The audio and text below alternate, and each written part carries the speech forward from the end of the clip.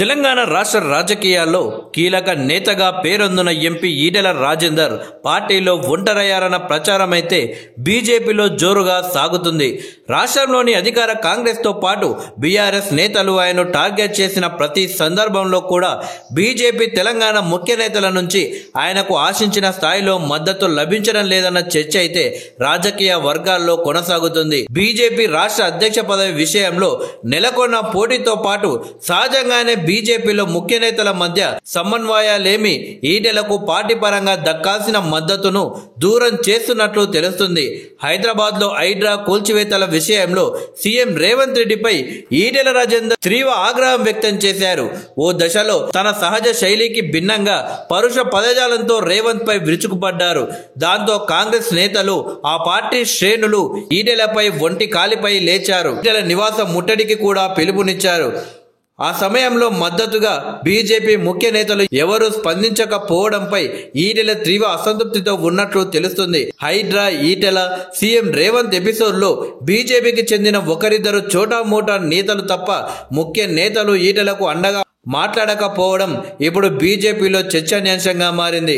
అదేవిధంగా తాజాగా కాళేశ్వరం కమిషన్ విచారణకు హాజరు కావాలి అని ఈటెలకు నోటీసులు జారీ చేసిన నేపథ్యంలోనూ పార్టీ ఎమ్మెల్యేలు ఎంపీలతో పాటు రాష్ట్ర నాయకత్వంలోని కీలక నేతలు ఎవరు ఈటెలకు అండగా స్పందించడం లేదు. అదే సమయంలో మాజీ సీఎం కేసీఆర్, మాజీ మంత్రి హరీష్ రావుకు అండగా బీఆర్ఎస్ సీనియర్ నేతలు, మాజీ మంత్రులు కాంగ్రెస్ ప్రభుత్వంపై తీవ్ర విమర్శలు చేశారు.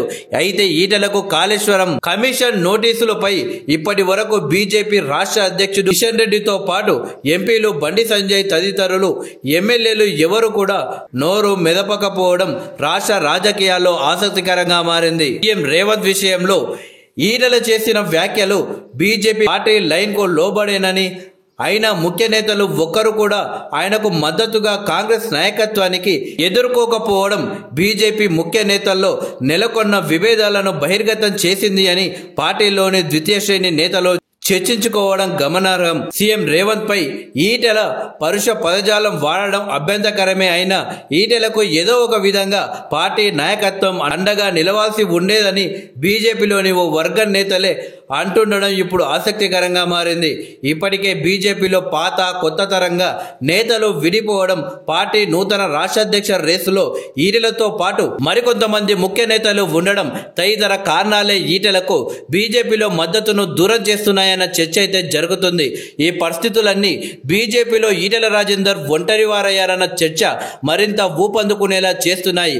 ఏది ఏమైనా ఈటెలను ఒంటరిగా వదిలేస్తే అది పార్టీకి కూడా నష్టం చేకూరుస్తుంది అని బీజేపీ వర్గాలు చర్చించుకుంటున్నాయి.